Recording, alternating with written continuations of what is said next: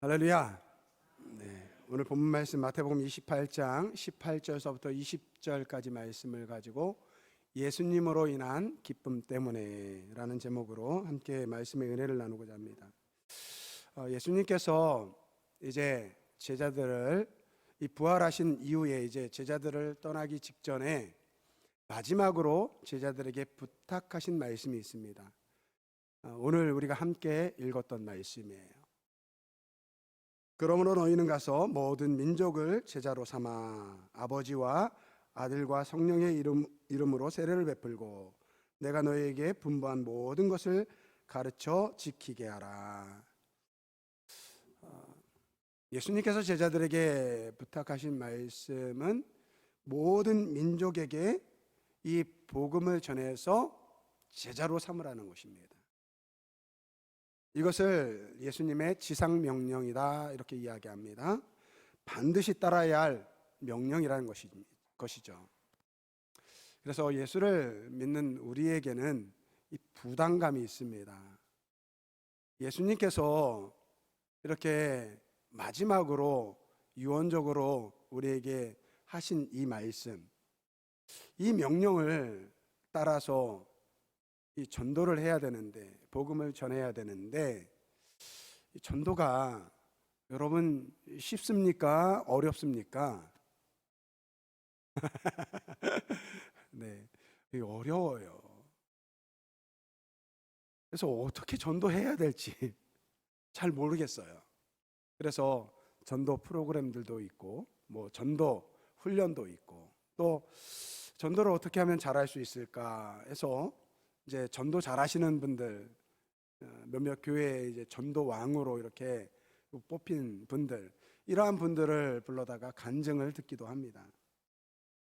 훈련을 받고 또 교육을 받을 때, 그리고 또 전도 간증을 들을 때는 이렇게 하면 되겠다라는 생각이 들어요. 근데 막상 누군가를 만나가지고 이 전도를 하려고 하면요, 입이 딱 막혀버려요. 무슨 말을 어떻게 해야 될지 막막합니다.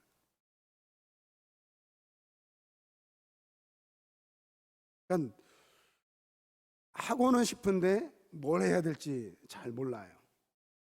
우리 특별히 이제 어머니 뱃속에서부터 이렇게 신앙생활 한 사람들을 이 모태신앙이라고 해요. 근데 이분들은요, 다른 건 다 잘합니다. 신앙생활도 잘하시고 섬기는 것도 잘하시고 교회에서 무슨 일이 있으면 솔선수범해가지고 모든 일들을 봉사하세요. 근데 못하는 게 하나 있어요. 전도. 그래서 전도를 못해서 모태신앙이라고 그렇게 이야기한다고 합니다. 이 다른 거는 다 잘하는데 이 모태신앙, 이 못해요. 전도를 못합니다. 이 부담감은 가지는데 정작 어떻게 해야 될지 잘 모릅니다. 그래서 오늘 본문 말씀을 가지고 전도란 무엇인가, 또 우리가 전하는 것이 무엇인가, 그러한 질문을 가지고 그것에 대한 답을 좀 찾아보려고 합니다. 이 가장 중요한 것은요, 이 복음이 무엇인지를 알아야 합니다. 여러분, 복음이 무엇입니까? 제가 이렇게 질문하면요, 아마 이 자리에 계신 분들, 우리 성도들은요, 복음이요? 그거 잘 알고 있는데 이렇게 대답을 하셔야 돼요. 그럼 복음이 무엇입니까? 답을 하라는 이야기는 아니고, 복음이 무엇이냐라고 이야기했을 때 우리 성도님들은요, 복음은 이것입니다 라고 말할 수 있어야 돼요. 만약에 우리 성도님들 중에서 제가 복음이 무엇입니까? 라고 이야기했는데 글쎄요, 복음이 뭔지 잘 모르겠는데요? 그렇게 만약에 말씀하시는 분이 계시면요, 제가 문제가 있는 거예요.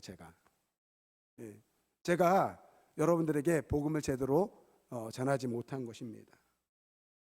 여러분, 복음이라는 것은, 혹시 복음이 무엇인지 잘 모르시는 분들은요, 잘 기억하시기 바랍니다.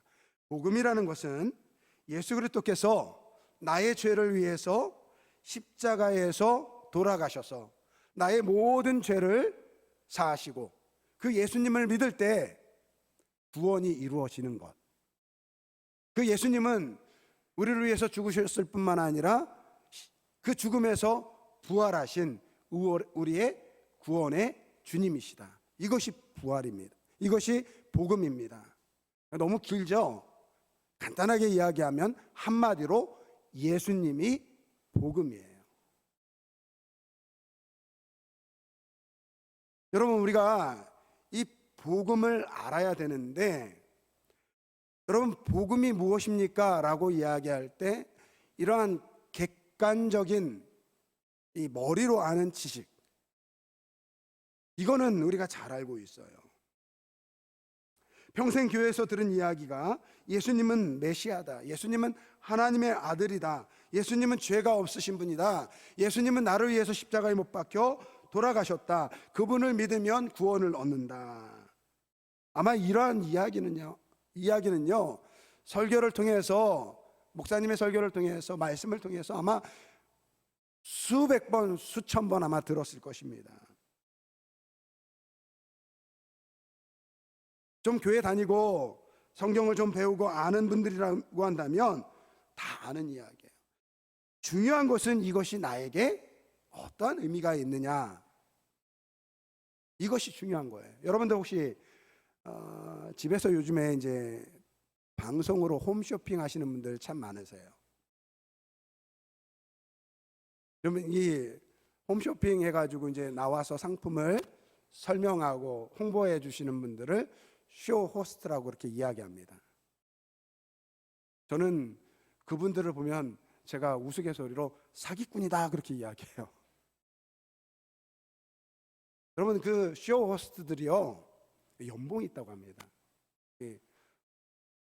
똑같은 사람이 아니에요. 어떤 분들은요 그 사람이 그 방송을 하면요 이 완판을 한다고 해요. 그래가지고 몸값이 비싸져 가지고요 수억 원대 연봉을 받는다고 합니다.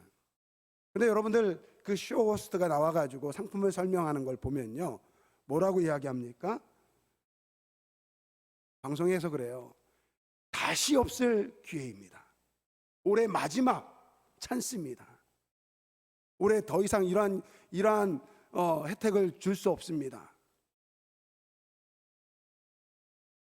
막 그걸 보고 있으면요 이거 안 사면 안 되겠다, 막 그런 마음이 막 들어요. 그럼 저는 한번 찾아봐요. 근데 똑같은 제품 다른 데서 팔더라고요, 같은 가격에. 그리고 거기에서 그치지 않고요 이 쇼 호스트들, 이게 잘 파는 분들을 보면요 자신이 직접 먼저 사용을 해봅니다. 뭐 오시면 직접 입어보기도 하고요, 뭐 가전제품이면 집에서 사용하기도 하고요. 그리고 나서 자기들이 직접 사용한 그 경험담을 가지고 소비자 입장에서 이야기를 해주는 거예요. 이것은 참 좋습니다.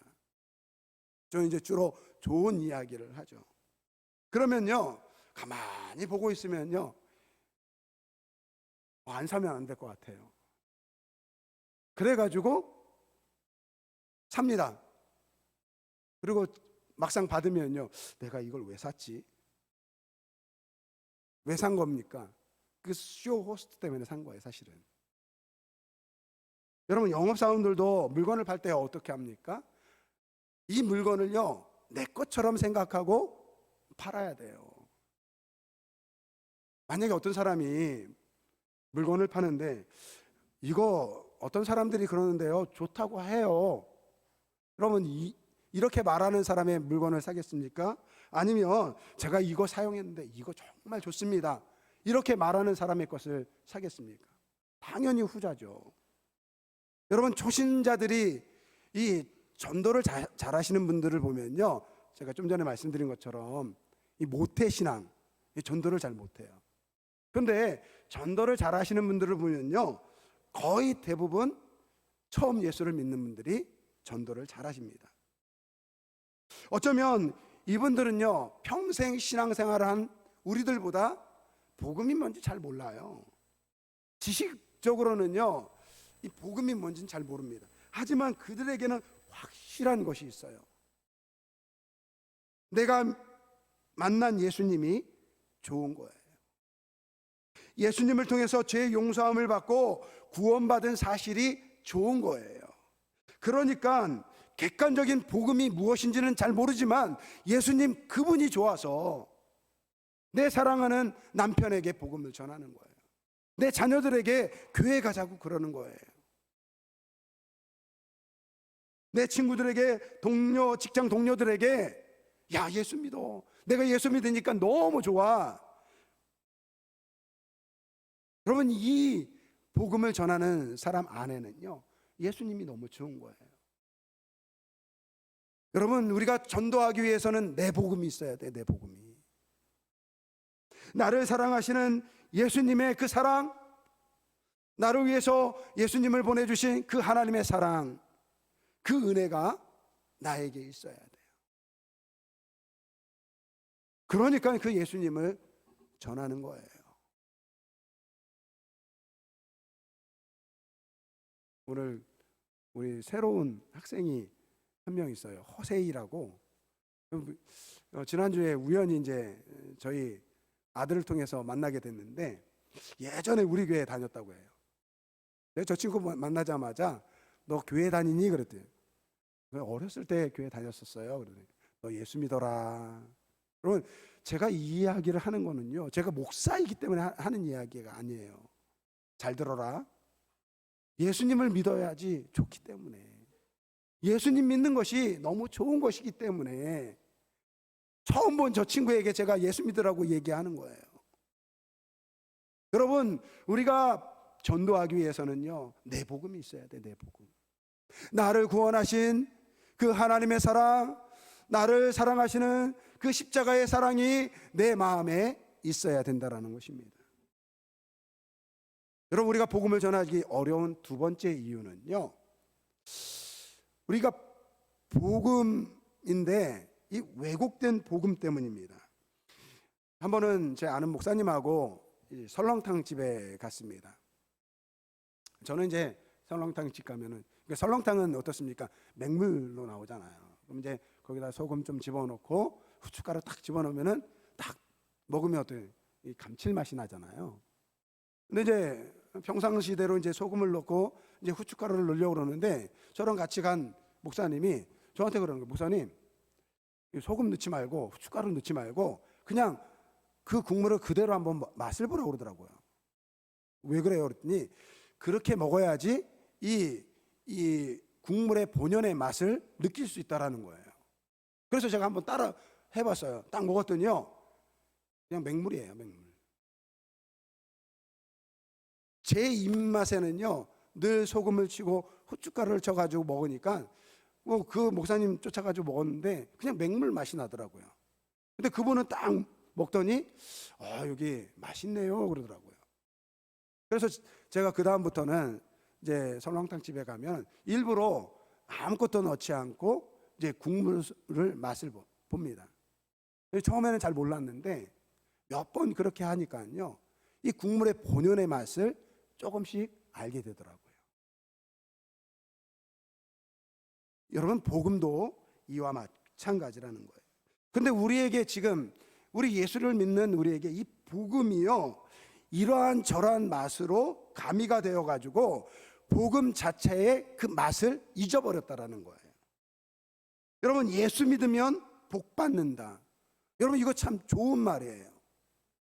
예수 믿으면 기도 응답 받는다. 예수 믿으면 건강하게 되고, 예수 믿으면 자녀가 성공하고. 여러분, 이 말 참 좋은 말인데, 여러분, 우리가 이거를 전하면서 복음 플러스 알파 이렇게 돼버렸다는 거예요. 그래서 예수 믿는데 건강하지 못하면 내 믿음이 잘못된 거예요. 예수 믿는데 사업이 잘 안 돼요. 그러면 내가 믿는 이 복음이 잘못된 거라는 거예요. 내가 예수 믿는데 내 자녀들이 내가 생각한 대로, 내가 기도한 대로 응답이 안 이루어져요. 그러면 내가 믿는 믿음이 잘못됐다라고 그렇게 생각된다라는 것입니다. 근데 괜히 예수 믿나? 여러분, 사도행전 7장에 보면 초대교회의 이 순교가 나옵니다. 스데반 지사님이 순교를 당하게 됩니다. 그리고 사도행전 8장에 들어서서 이제 이 예루살렘 지역에 대대적인 예수를 믿는 사람들에 대한 핍박이 일어나게 됩니다.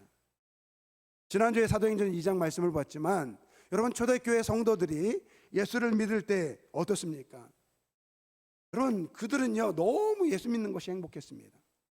그래서 주일날 한번 예배드리는 것으로 만족하지 못하고 집에 돌아가서는요 수시로 성도들이 만나가지고 같이 교제하고 그렇게 지냈어요. 매일매일 정말 예수 믿는 그 기쁨과 그 즐거움 속에서 지나는데요, 갑자기 핍박이 찾아오는 거예요. 예수를 믿는 것이 기뻤고 즐거웠는데 이제는 예수를 믿는 것 때문에 핍박받고 이제 그들이 자기의 고향과 자기의 집을 떠나서 이곳저곳으로 흩어지는 그러한 삶을 살게 됩니다. 한마디로 예수 믿는 것 때문에 도망자, 이 방랑자의 삶을 살게 됩니다. 그런데 여러분들, 사도행전 8장 4절 말씀에 이렇게 이야기합니다. 사도행전 8장 4절 말씀 한번 같이 읽어보겠습니다. 그 흩어진 사람들이 두루다니며 복음을 전할세. 오늘 이 예수를 믿는 것 때문에 핍박을 받은 사람들이 그 자기의 고향과 자기의 집을 떠나가지고 흩어졌어요. 그 흩어진 사람들이 뭐라고 이야기합니까? 두루다니며 복음의 말씀을 전했다, 그렇게 이야기하고 있습니다. 여러분, 우리가 이 말씀 아마 많이 보았을 거예요. 근데 이 말씀 여러분, 우리가 가만히 묵상해 보면요, 이거 정말 대단한 말씀이에요. 지금 이들은요 예수 믿어서 기쁘고 즐겁고 그러한 시절이 아닙니다. 예수 믿는 것 때문에 핍박받아가지고 지금 자기 고향을 떠났어요. 집을 버리고 남이 살던 그러한 지역에 들어가서 살게 됩니다. 낯선 곳에 와 있습니다. 모든 것이 생소합니다. 형편도 넉넉하지 않아요. 그리고 솔직히 말해서 자랑할 거 하나도 없어요. 예수 믿는 것 때문에 고난을 당하고 어려운 상황에 있는데 그들이 무엇을 전했다고요? 복음을 전했다라는 것입니다. 여러분, 이들이 복음을 전할 때 여러분, 이 복음을 듣는 사람 입장에서 한번 생각해 보세요. 이들이 예수님을 전하는 거예요. 그 이면에는 어떤 의미가 들어있습니까? 여러분, 예수 믿으세요. 예수 믿으면요 핍박받을 수 있습니다. 예수 믿으면요 저처럼 많은 고난과 고통을 당할 수 있습니다. 보세요, 제가 증인입니다. 제가 예수 믿다가 핍박받아서 고향을 떠나고 집을 떠나서 지금 이렇게 여러분들에게 복음을 전하고 있습니다. 이 말하고 있다라는 거예요. 여러분, 이 사람들이 지금 전하는 복음은요, 여러분 예수 믿으면 복 받습니다. 예수 믿으면 기도 응답 받습니다. 예수 믿으면 자녀 잘 됩니다. 예수 믿으면 사업이 잘 됩니다. 직장이 잘 됩니다. 건강합니다. 이런 이야기 하고 있는 것이 아니라는 거예요. 이분들이 전하는 복음은요 진짜 복음이에요. 진짜 복음,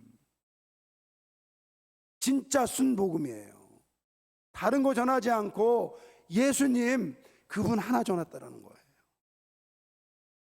왜요? 복음이 생명이니까요. 복음에 우리 인생의 해답이 있으니까요. 예수님 만나서 너무 즐거우니까요. 지금 현실적으로는요 고난 중에 있어요. 고향을 떠났어요. 심지어 어떤 사람들은요 자기 가정을 떠나 자기 사랑하는 남편이나 아내를 떠나고 자녀를 떠나고 그렇게 흩어져 살고 있어요. 그런데 이들이 복음을 전했어요. 왜 그렇습니까? 예수님이 좋으니까요. 할렐루야. 예수님이 좋으니까, 내가 지금 당하는 이 고난보다 예수님이 더 좋으니까 그 예수님을 전한 것입니다. 여러분, 이 세상에 예수보다 더 좋은 것이 없습니다. 여러분들, 이분들은 이 찬양을 부르는 거예요. 예수보다 더 좋은 친구 없네요. 우리 이 찬양 한번 찬양 드려볼까요? 예수보다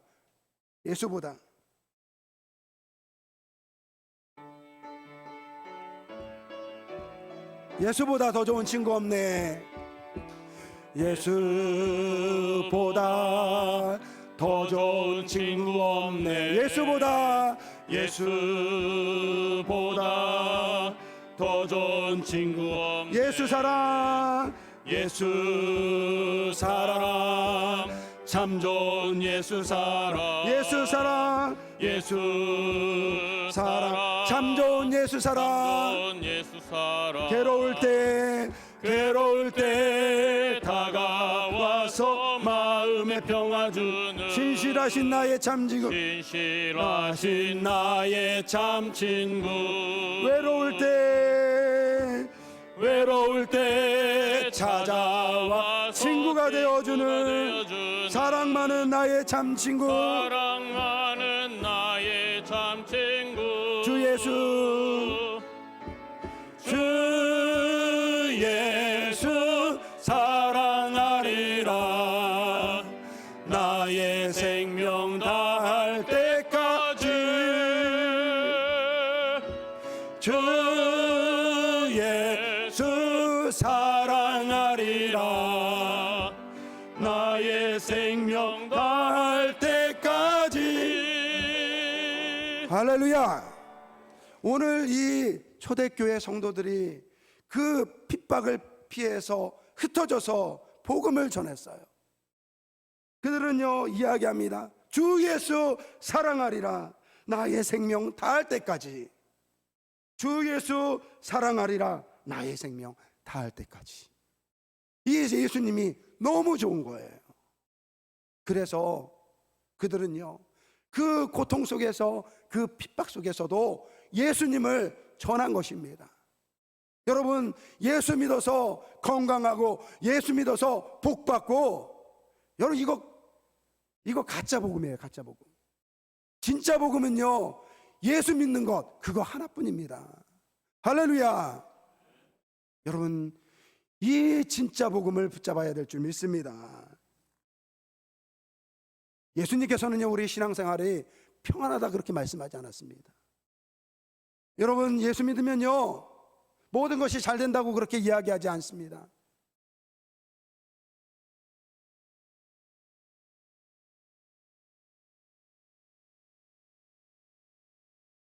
오늘 어린이 이 설교에 나오는 교회가 하나 있는데, 전라도에 있는 교회. 예수 믿는 것 때문에 6.25 전쟁 당시에 예수 믿는 것 때문에 이 북한 공산군이 찾아와가지고 그 교인 77명을 죽였어요. 거기에는 어린아이들도 있었습니다. 공산군들이 이야기합니다. 예수 안 믿는다고 하면 살려줄게. 예수 안 믿으면 살려줄게. 근데 그렇게 할 수 없는 거예요. 나를 위해서 죽으신 그 예수님, 그 예수님을 바라보는데 내가 어떻게 예수님을 부인할 수 있습니까? 그래서 77명의 성도들이 다 죽임을 당했어요. 잠깐 그냥 눈 감고 나 예수 안 믿습니다 그러면 살 수 있어요.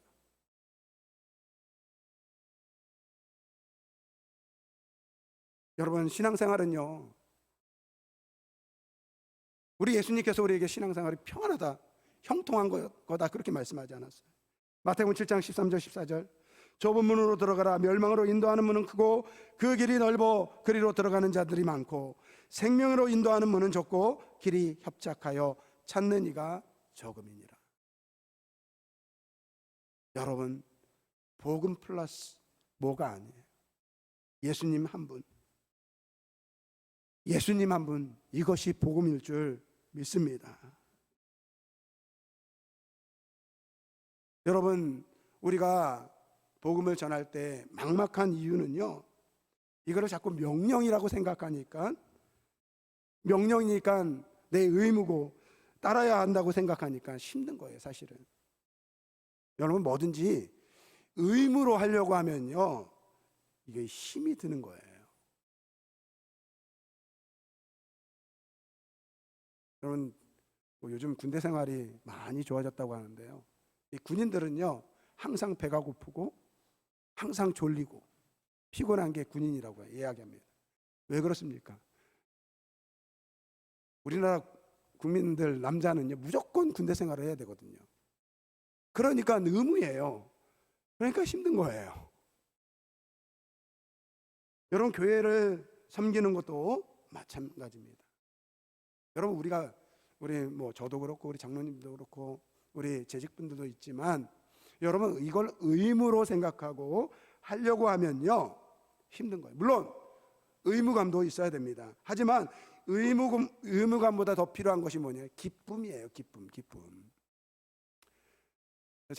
지난 주서부터 저희 교회에 이제 점심 식사가 제공되지 않습니까? 그런데 참 우리 점심 식사를 준비하는 우리 권사님들, 우리 시사님들께 저는 참 감사한 게요, 그분들이 식사 시작하기 전서부터 저한테 묻는 거예요. 목사님, 우리 교회는 언제부터 식사합니까? 언제부터 식사하든지 말만 해주세요. 그러면 저희가 준비하겠습니다.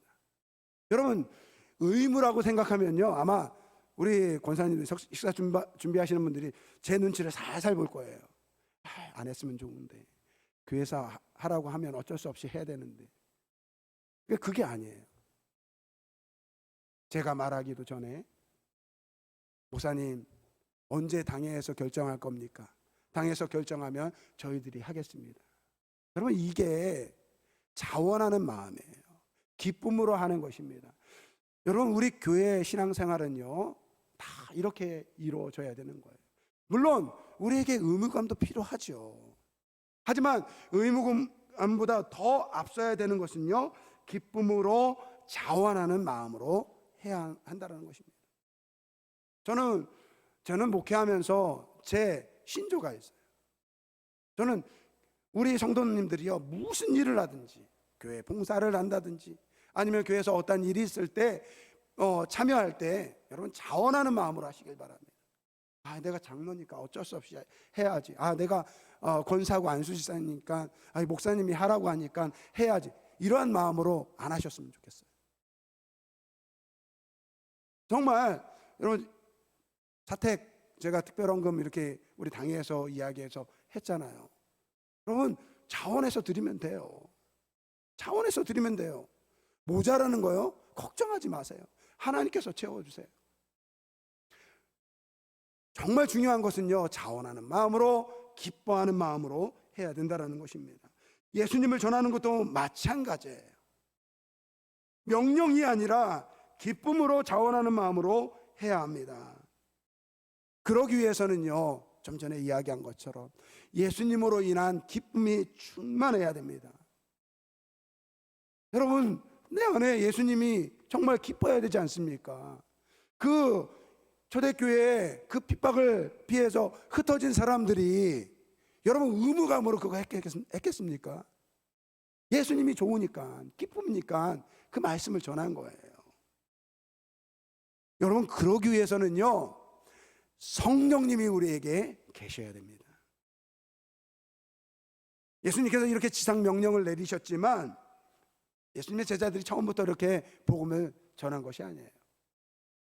그들이 오순절 성령 강림절에 성령을 받으니까요, 바깥으로 뛰쳐나가가지고 복음을 전했어요. 여러분, 이 성령을 뭐라고 이야기합니까? 보혜사라고 이야기합니다. 보혜사.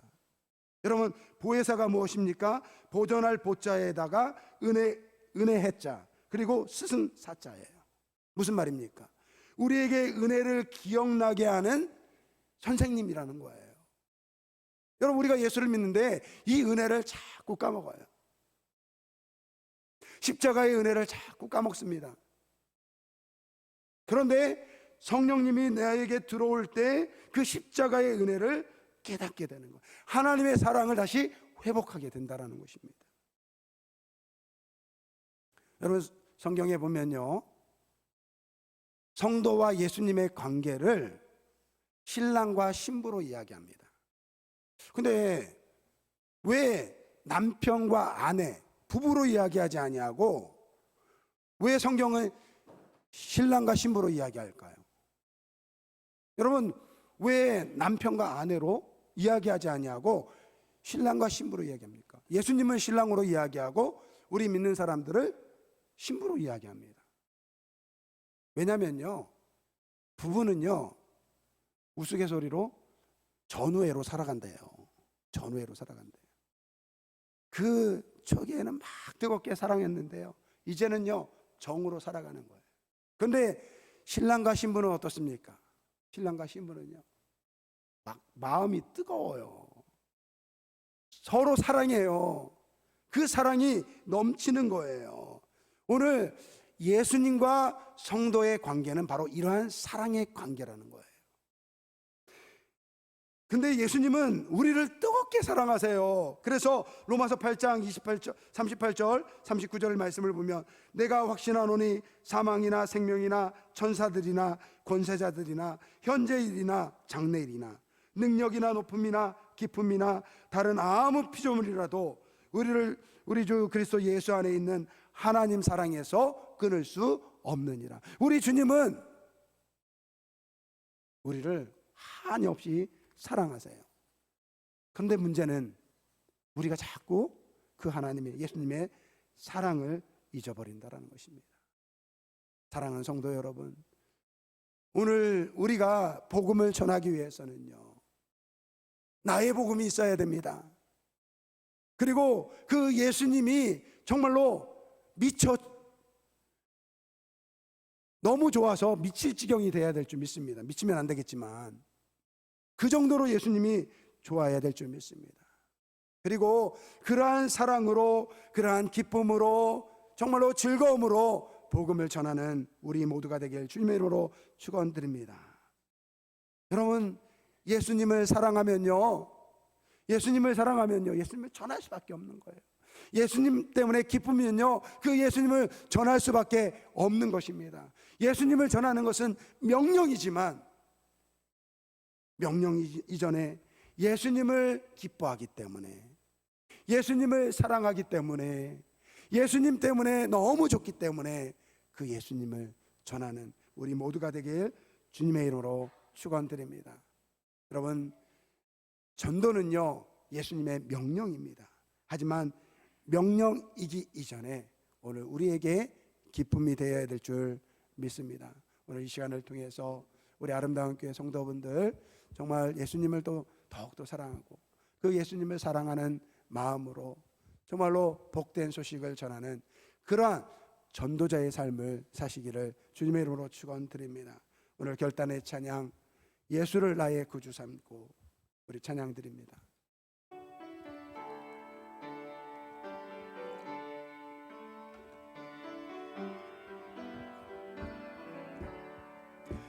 예수를 나의 구주 삼고 성령과 피로써 거듭나니 이 세상에서 내 영혼이 하늘의 영광 누리도다. 이것이 나의 간증이요 이것이 나의 찬송일세. 나 사는 동안 끊임없이 구주를 찬송. 1절만 다시 부릅니다. 예수를 나의 구주 삼고 성령과 피로써 거듭나니 이 세상에서 내 영혼이 하늘의 영광. 이것이 나의 간증이요 예수님이 나의 간증입니다. 이것이 나의 간증이요 예수님이 나의 찬송입니다. 이것이 나의 찬송일세. 내 평생 여호와 하나님을 찬양합니다. 나를 구원하신 예수님을 찬송하겠습니다. 찬송하리로다. 이 시간에 우리 한번 같이 기도합니다.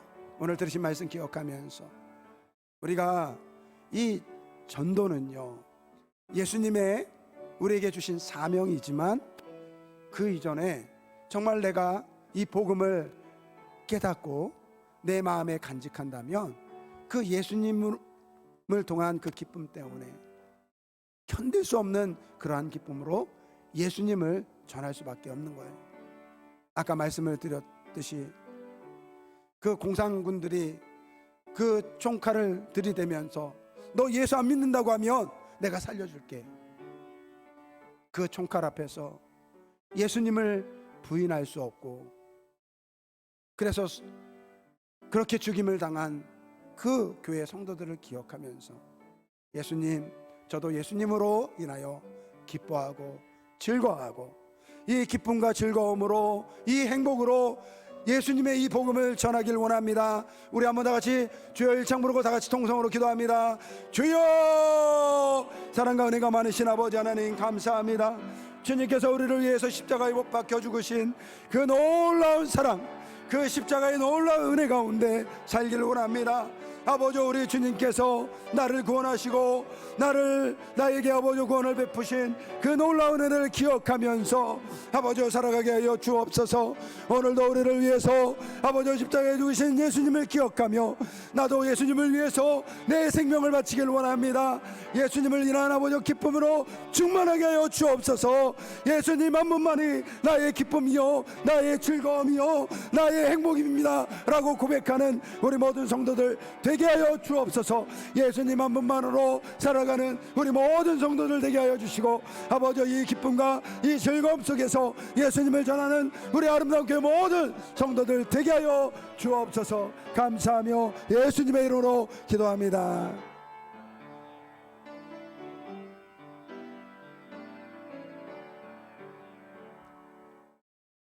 참 좋으신 아버지 하나님, 오늘 말씀을 통해서 예수님 한 분만으로 만족하고 예수님 한 분만으로 기뻐하고 즐거워하고 예수님 때문에 우리의 속 안에서 끊임없는 기쁨이 샘솟을 수 있도록 은혜 베풀어 주옵소서.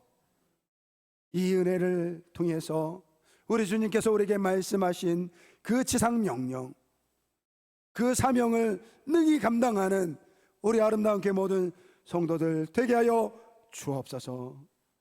예수님으로 인한 기쁨 때문에 그 예수님을 전하는 우리 모두가 되길 원합니다. 아버지 하나님, 오늘도 거룩한 주일 우리 성도들 이렇게 주님의 전에 나와서 예배케 하여 주시니 감사를 드립니다. 귀한 예물 드린 손길들 있습니다. 아버지 하나님, 주님께서 축복하여 주셔서 아버지 기쁨으로 감사함으로 이 모든 일들 감당할 수 있도록 주님 도와주옵소서. 아버지 하나님, 특별히 주신 직장에서 소득의 10의 1조를 주님께 드립니다. 드린 손길들마다 주님 축복하여 주셔서 그 가정에 부족함이 없도록 하나님께서 축복하여 주옵소서. 또한 감사의 힘을 드립니다. 아버지 하나님, 주님께서 베풀어 주신 모든 은혜에 감사하는 마음으로 드렸사오니 아버지 더한 감사가 차고 넘치는 우리 모든 성도들 되게 하여 주옵소서. 건축원금, 구제원금, 성교원금, 성미원금 아버지 드린 손길들마다 주님 기억하여 주시고, 아버지 하나님 드려진 곳에 하나님께서 원하시는 대로 쓰임받게 하여 주옵소서.